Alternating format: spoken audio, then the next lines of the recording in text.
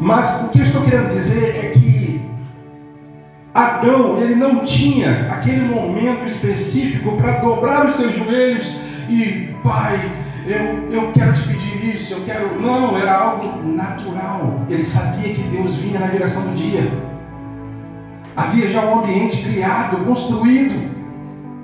Sabe, é para esse lugar, é para esse jardim que Cristo nos transportou.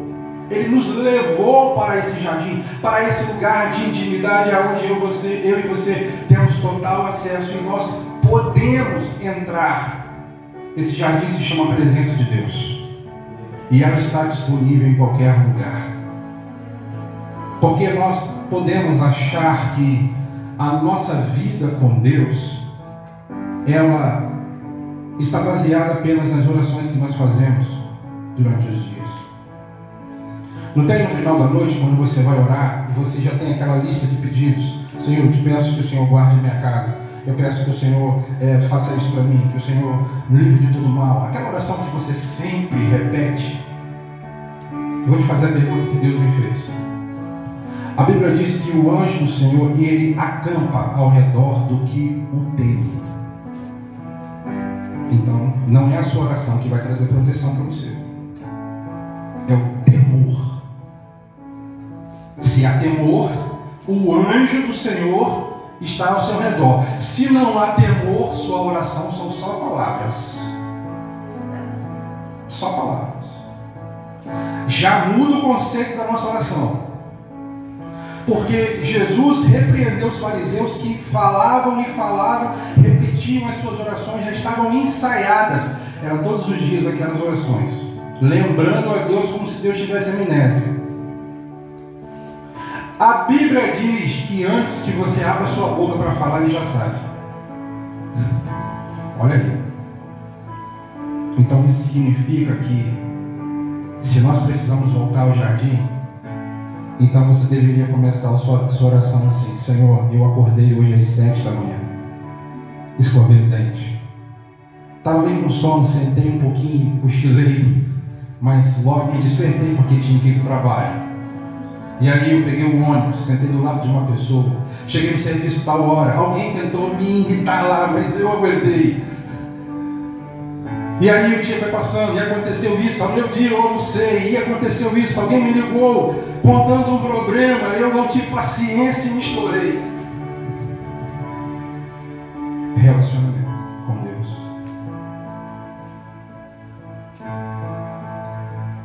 Deveria começar com você se abrindo para Ele e contando coisas simples.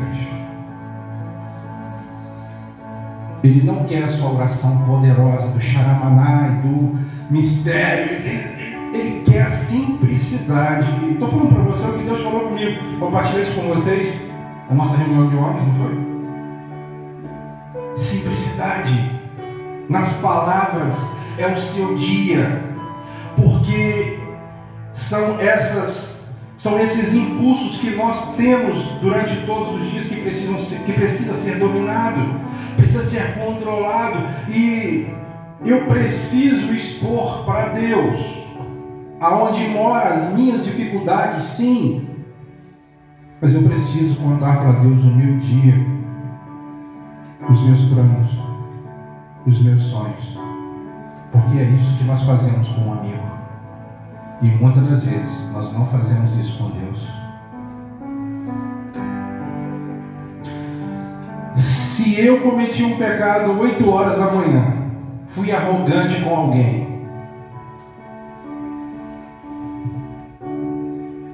e quando chegou de noite, eu fui orar,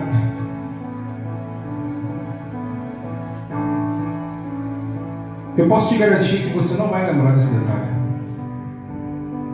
Você tem tanta coisa para pedir, você tem uma lista de oração. E aí você vai entrar nos seus pedidos de oração. E você já sabe o que você vai dizer para Deus. Você não vai lembrar de citar coisas simples e pequenas, porque você não acha importante nessa relação. Agora, se você começa contando para Deus o seu dia, desde a hora que você acordou, você vai lembrar de detalhes.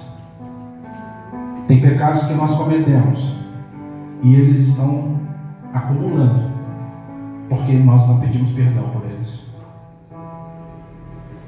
E muitos é porque nós não lembramos, porque passou por despercebido.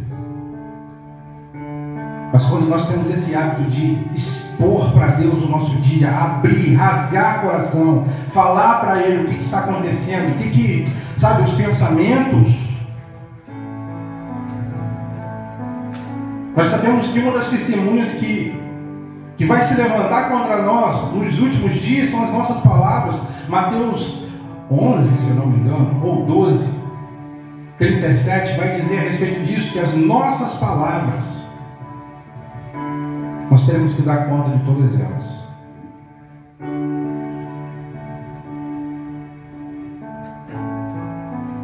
Então, se nós vamos ter que dar conta de todas elas, aquilo que falamos,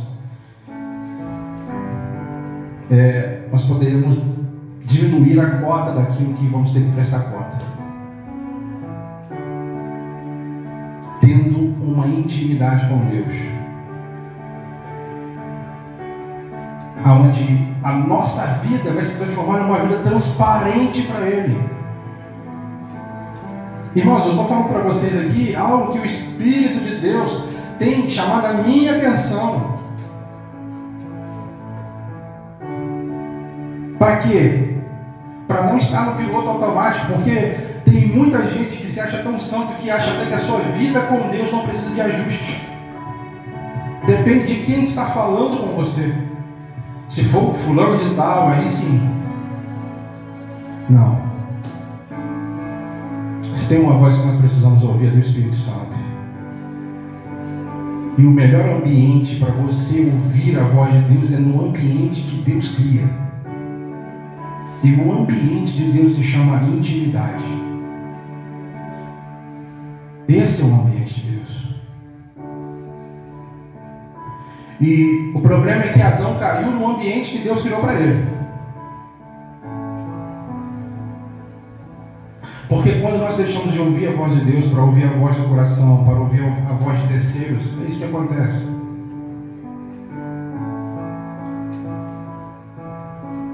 Quando uma voz que não era de Deus surgiu no jardim, trouxe queda. E a queda levou à morte. E a morte à destruição. O problema é que nós estávamos pendurados. Eu vou usar essa expressão, no cinturão de Adão. E quando Adão pecou, a humanidade inteira caiu com ele. E essa foi a maior tragédia da história. A queda de Adão. E depois da queda de Adão, Deus começou a traçar um plano. Na verdade, o plano já existia, só ainda não havia sido revelado, para restaurar o homem que caiu no Éden. E aí, o próprio Deus levanta um segundo Adão. O primeiro Adão, ele já nasceu grande. Ele já nasceu um homem. Ele nunca foi uma criança. Ele não tomou leite de peito.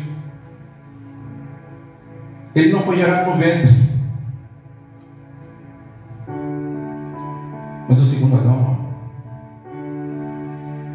Adão, foi criado com o exemplo de um homem que era justo, seu nome era José. Ele teve uma mãe. Ele cresceu no ambiente social. Ele olhou para as falhas de outros para não cometê-las, até chegar na fase adulta e atingir a maturidade que era necessária para cumprir o propósito. Mas esse segundo Adão, a sua relação com Deus era de intimidade. Ele tirava momentos para estar a sós. Ele se desligava até mesmo dos seus discípulos para estar no monte orando e buscando a presença de Deus. Até no momento de mais pressão, o que ele fez foi orar. Jesus está nos ensinando algo. dias que nós estamos vivendo são dias em que precisamos buscar a Deus através desse princípio. Ele não está escondido ao ponto de não ser encontrado. Ele está em um lugar onde nós podemos acessar.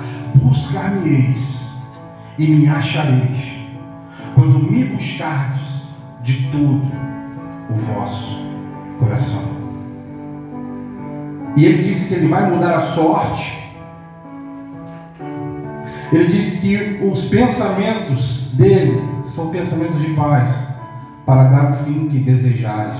Se tratando do povo de Israel, qual era o fim que aquele povo estava esperando da parte de Deus? Vida, libertação, resgate. Eles queriam sair daquela situação. É isso que Jesus tem para você. Ele tem um resgate. Ele tem vida. Ele quer mudar a realidade das nossas vidas. Mas Ele está dizendo: clamem a mim. Busquem a minha presença. Entre na minha presença. Porque eu serei achado de vós e farei mudar a vossa sorte. Lembre-se que o primeiro convite é dele. Eu preciso declarar hoje aqui para vocês que nós não teríamos condições de acessar esse lugar sem que a primeira iniciativa fosse dele. A palavra diz que até o desejo de adorar vem dele. Nós não adoramos simplesmente porque somos espirituais, ou espiritual, mas porque o Pai nos chamou. E Ele gera em nós o desejo de conhecê-lo, de estar com Ele, de nos aproximar dEle e de viver tudo aquilo que Ele conquistou na cruz, de experimentar o poder da sua ressurreição. Filipenses fala sobre isso. Agora, eu poderia enumerar aqui situações que nos roubam do ambiente de oração. A correria do dia a dia, o estresse, as lutas que eu e você temos enfrentado. Tudo isso são embaraços para nos roubar desse ambiente. Por quê? Porque a nossa carne, a minha carne não gosta de orar. Eu tenho certeza que a maioria das vezes que você coloca o seu joelho no chão para orar, ou na verdade, para muitos o joelho no chão é só uma estratégia para ficar mais tempo acordado. Porque quando a gente se ajoelha para orar, ou começa a orar, o sono vem. Não é isso que acontece? E aí você começa dizendo as palavras, daqui a pouco você já não lembra nem mais o que você está falando. Aí você dá aquela cochilada, depois você acorda de novo, e aí engata de novo e começa. Não é assim que acontece. É exatamente assim. Por quê? Porque a minha carne, a sua carne, ela não quer orar. Há uma guerra no nosso interior.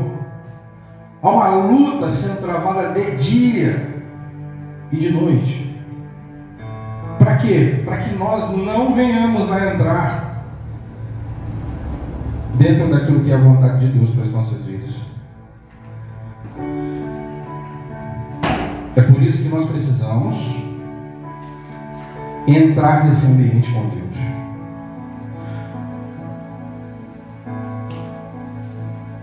Nesse ambiente de intimidade.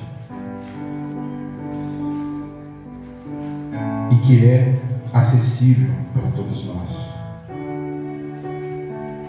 Abra sua Bíblia em Romanos.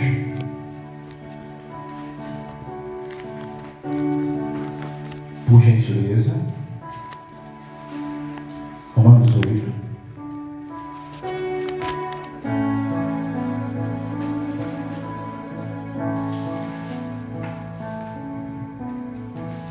Perdão, Romanos 7.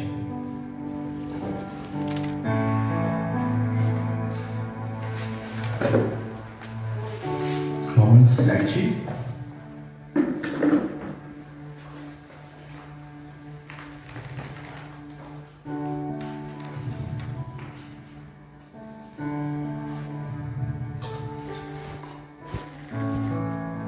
Versículo 15. Alguém pode ler para mim, por favor, que essa letra aqui está tão pequena.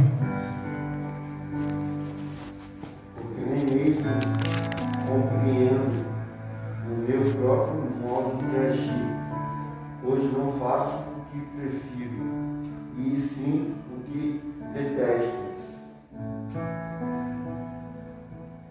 Continua? Leia o próximo, por favor. Ora, se faço o que não quero, consinto com a lei, que é boa. Essa é a declaração do apóstolo Paulo. Aqui Paulo está narrando que dentro do interior dele havia uma guerra, onde aquilo que ele queria fazer, ele não conseguia fazer. Mas aquilo que ele não queria era o que muitas vezes ele acabava fazendo.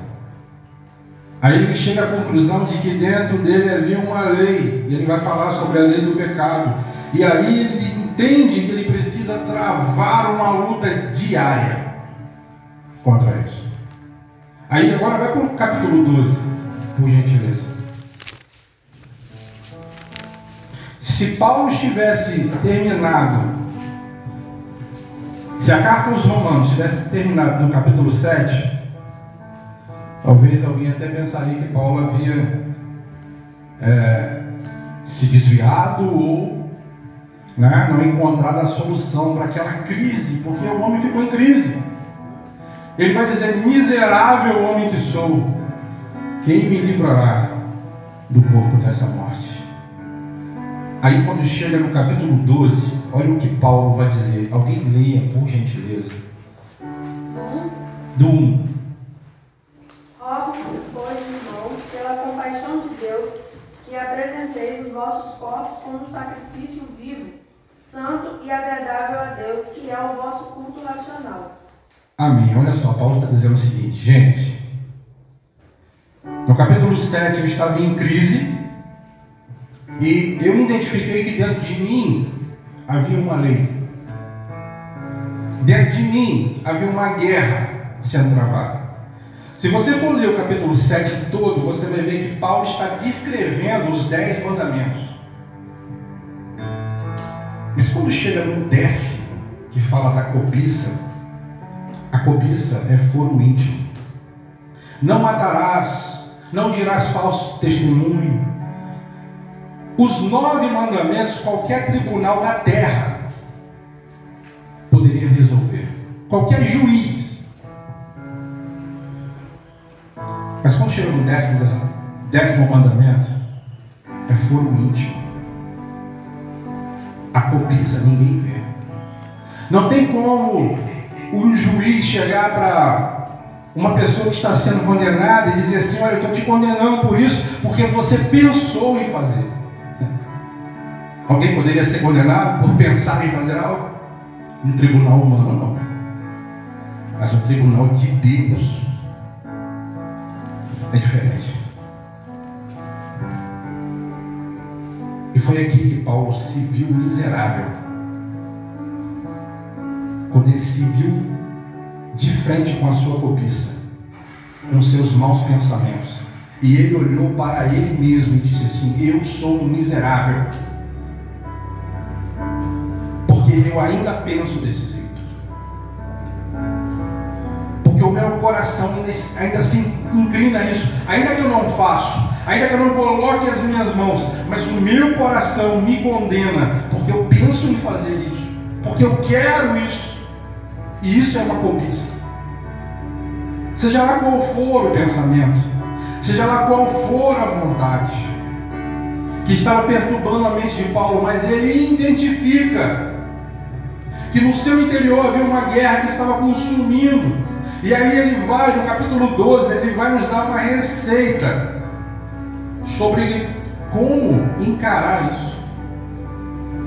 Então ele está dizendo: eu estou rogando, estou orando, estou pedindo para que vocês apresentem os corpos de vocês como um sacrifício vivo.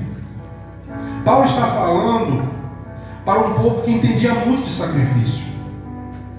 que estava acostumado a trazer um cordeiro e colocar sobre um altar e apresentar um sacrifício. E Paulo estava dizendo assim: olha, vocês sabem que agora sacrifícios humanos não têm poder nenhum, mas eu estou pedindo que vocês coloquem os corpos de vocês, as vontades de vocês, diante do Senhor como um sacrifício vivo, e vocês entreguem isso a Ele, porque esse é o culto que o Senhor deseja receber. Se fosse para a nossa geração, Paulo diria a mesma coisa, mas eu acredito que ele ia acrescentar o seguinte: não são as canções, sabe? Não são os movimentos, não são, sabe, aquilo que vocês gostam de fazer, que ajuntam pessoas em um ajuntamento. Não é nada disso. É apresentar os corpos de vocês como um sacrifício vivo. Corra para o altar, corra para o altar, porque lá Ele te vê como ninguém te vê. Em Efésios 4, Paulo está dizendo assim, que nós precisamos despir o velho homem. E quando eu leio esse texto, eu me lembro de um pastor que eu tive muito doido, que ele chegou na igreja vestido todo de saco, todo, sabe, com os sacos velhos, aqueles sacos de antigamente, de linha, né?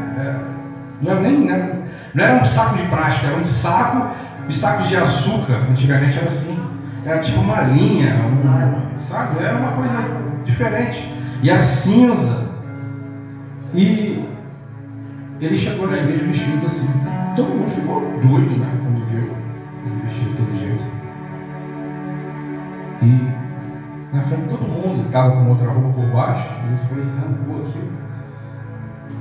No final da mensagem, todo mundo teve que olhar para ele e viu ele pregar daquele jeito. Naquele dia foi marreta. E depois ele foi e arrancou aquele saco. E ele disse assim: o Senhor espera de mim e de você, porque nós venhamos despir-nos do velho homem que se inclina à corrupção, para que nós possamos revestir o nosso interior de uma nova natureza. Isso por minha mente. Paulo está dizendo que o culto que o Senhor deseja receber é esse. Aquele em que eu e você possamos apresentar os nossos corpos. E corpo fala de vontade, fala da carne, como um sacrifício vivo. Aí ele vai dizer depois, lê o 2, por favor. Não os conformeis a este mundo, mas transformai-os pela renovação da vossa mente, para que experimenteis como seja a boa, agradável e perfeita vontade de Deus. Olha só. Depois que você se apresenta como um sacrifício vivo, é como se o Espírito Santo gerasse dentro de você a capacidade de não assumir a forma do mundo, para que automaticamente possa ser despertado dentro de você uma renovação de mente. Só alguém que decidiu não andar mais de mãos dadas com o mundo vai apresentar o corpo como sacrifício vivo. Vai deixar suas vontades morrer em cima do altar. Só alguém que decidiu andar de mãos dadas com Cristo. E aí essa pessoa precisa ser revestida de um poder sobrenatural, que é uma renovação de mente, uma renovação de entendimento, porque não vai faltar possibilidades de você perder essa intimidade, essa conexão. Não vai faltar oportunidades para isso. Mas enquanto a sua mente estiver sendo renovada pelo Espírito, você vai recebendo o suporte dos céus, você vai recebendo direção dos céus, e aí você começa a experimentar a boa vontade de Deus.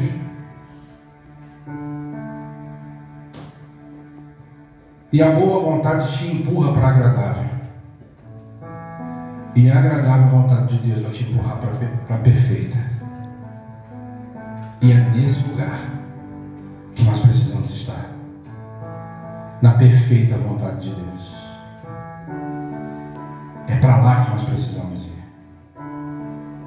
Nós somos uma obra inacabada. O próprio apóstolo Paulo disse que nós estamos sendo aperfeiçoados dia após dia. E por causa dessa palavra de Paulo, eu já me deparei com muita gente que deu errado. Mas eu também já me deparei com muita gente que deu errado e no final conseguiu se ajustar.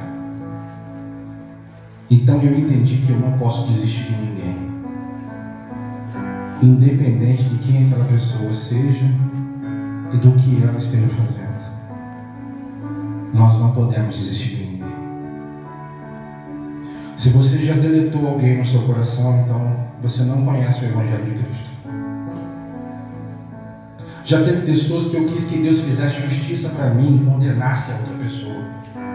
Que Deus falou assim comigo: você não conhece o meu amor, porque a misericórdia que eu te ofereço todo dia, eu estou oferecendo agora para aquela pessoa. E se você conhecesse o meu amor, você não ia querer o mal dessa pessoa, você ia querer a restauração dela. Porque o meu poder se aperfeiçoa na fraqueza. Jesus se abaixou para levantar uma mulher que estava caída.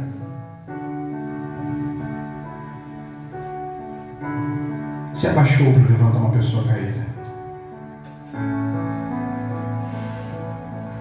Então, não importa o quanto seja difícil, porque nada vai nos desafiar mais do que lidar com o outro ser humano. Mas Paulo diz o seguinte, que nós precisamos suportar uns aos outros em amor, porque o amor é o vínculo da perfeição.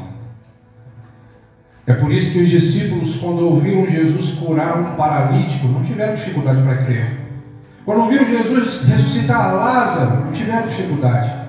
Mas quando Jesus falou assim, perdoa 70 vezes 7, eles falaram, aumenta a minha fé. Aumenta. Porque, sabe,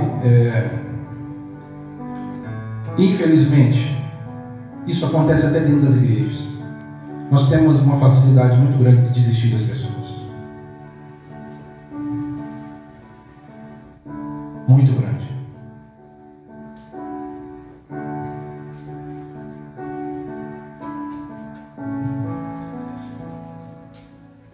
E isso só denuncia a nossa falta de amor.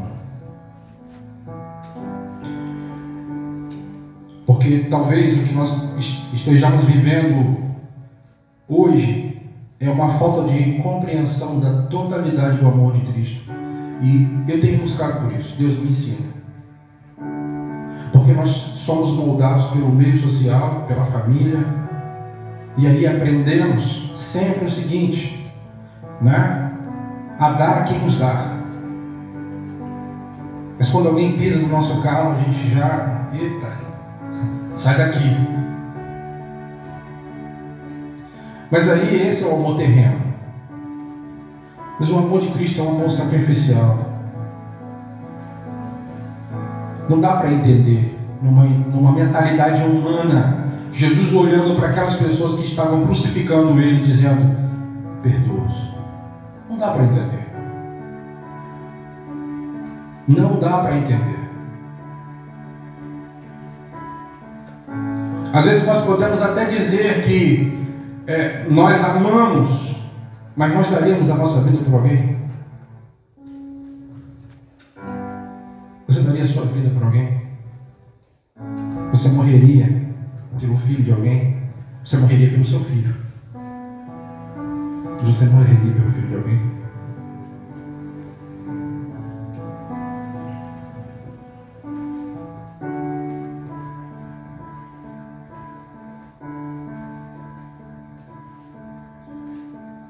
Essa semana foi uma semana que o Senhor falou muito comigo sobre hospitalidade. Agora me fugiu o versículo onde está em Hebreus. Que fala que alguns anjos, eu até coloquei isso no grupo, alguns anjos não, falam que o versículo nos faz uma alerta sobre ser hospitaleiro, porque alguns receberam até anjos sem saber. Alguém pode entrar no grupo aí, eu postei esse versículo. Lê para mim, por favor. Não vos esqueçais da hospitalidade, porque por ela alguns, sem o saberem, hospedaram anjos. Você está com a Bíblia aberta? Não. Ah, tá. Lê para mim o próximo versículo. Abre na Bíblia, por favor.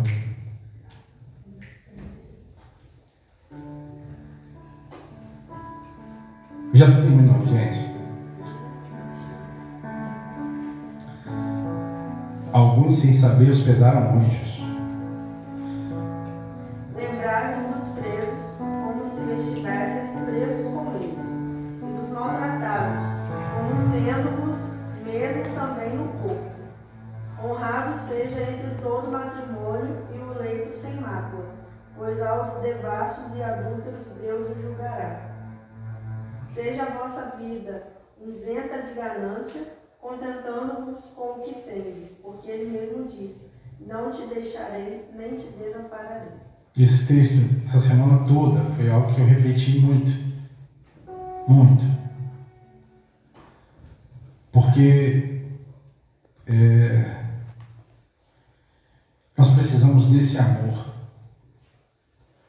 que nos ensine a ser hospitaleiros, que nos ensine a nos preocupar com aqueles que estão perdidos, que nos ensine, que nos leve a nos preocupar com aqueles que estão enfermos, com aqueles que estão encarcerados. Nós precisamos desse amor. E só olhando para Cristo nós vamos conseguir de fato viver esse amor, porque na teoria nós podemos muitas das vezes até dizer que amamos, mas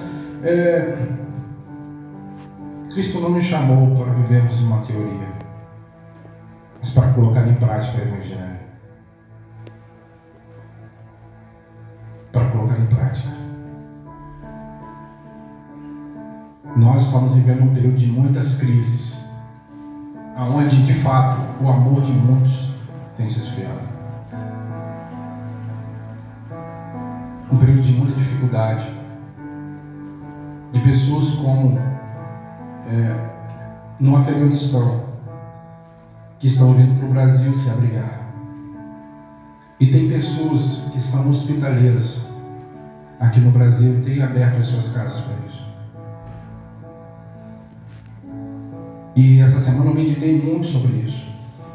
Porque hoje nós que eu digo, o Brasil abriu as suas portas para o Afeganistão. Muitos têm vindo para cá. Como da Venezuela também vieram muitos. Mas pode chegar um dia em que nós vamos precisar bater na porta de alguém do lado de lá. Sabe? Foi orado aqui pela China, né? Quando eu li o livro O Homem do Céu, eu esqueci o nome dele, do autor do livro, eu fiquei impactado demais com a história de amor daquele homem.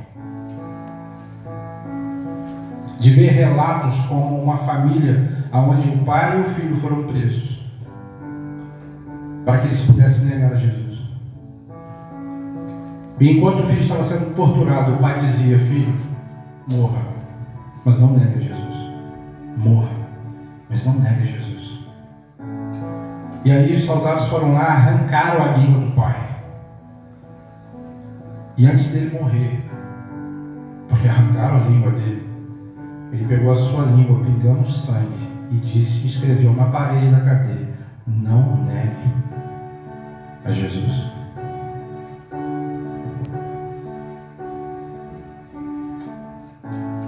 E quando eu fui lendo essas histórias, isso foi me deixando com vergonha do tipo de evangelho que eu vivo. Porque tem gente dando a vida por essa causa lá do outro lado do mundo. Gente que não tem Bíblia. Ele leu Mateus, ele decorou os 28 capítulos de Mateus. E quando chamaram ele para pregar nos irmãos, ele começou a falar do início ao fim. Porque ele sabia que ali entre eles não tinham Bíblia. Eles compartilhavam folhas da Bíblia. E o Evangelho estava sendo pregado assim.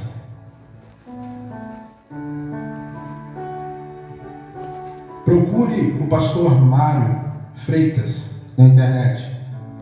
E você vai conhecer muito desse relato de resgate a refugiados. E as histórias impactantes que esse homem tem vivido para dar suporte a pessoas, não só aqui no Brasil, mas no mundo inteiro. Então, hoje, eu gostaria de finalizar dizendo para vocês que nós precisamos orar. Nós precisamos orar com entendimento, com sabedoria.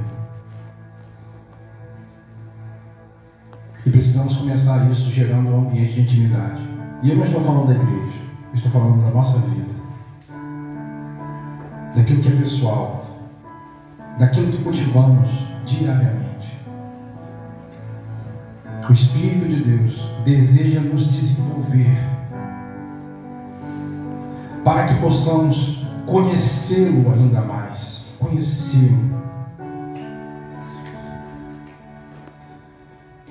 Eu vou ser muito sincero para os irmãos. Ainda que eu admire alguns dons, mas eu tenho entendido que nada é mais importante do que a intimidade. E eu não quero hoje um dom sem intimidade. Eu não quero hoje uma habilidade sem intimidade. Eu não quero hoje um ministério sem intimidade. Não quero. Porque isso gera morte. Isso gera destruição. Eu quero convidar vocês a colocar de pé, em nome de Jesus. Talvez algumas